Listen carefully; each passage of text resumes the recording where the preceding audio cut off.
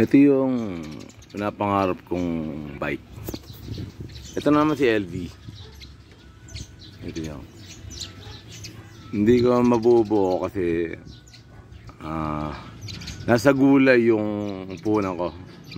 Saka na lang yung bike. Susunod magagamit ko na yan. Yan siya. Kasi naglalakbay ako sa bukid. Bike ang kailangan eh. Hindi naman kailangan ng pamotor-motor sa bike. Ano ka, gagastos pa ng gasolina. Diba? Madaling araw lang, kailangan nasa bukid ka na, madilim, alas 5, gano'n, alas 6. Para exercise mo lang din yun. Para ayos tayo sa ano, parang tayo nag-exercise. Punta tayo ng bukid, gano'n. Ito yung mga bike na inassemble ko muna yan. Yung mga bike na yan. Yan, inassemble ko. Ito yung service ko ngayon. Ayan. Yan, yan yung inassemble kong bike.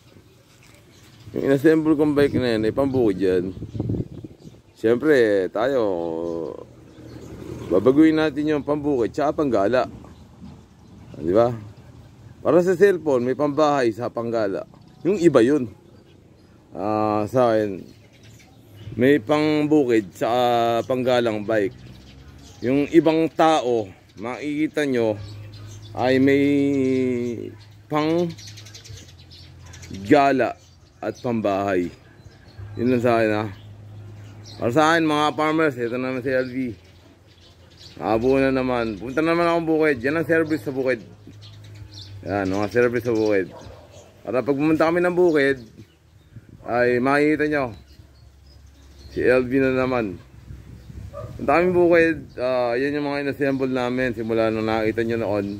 Ako si LV, ayun yung bike. Ang bukid yan. Para naalagaan namin yung mga bukid. Diba? Si LV, muling bumabalik. Abangan nyo sa susunod na episode.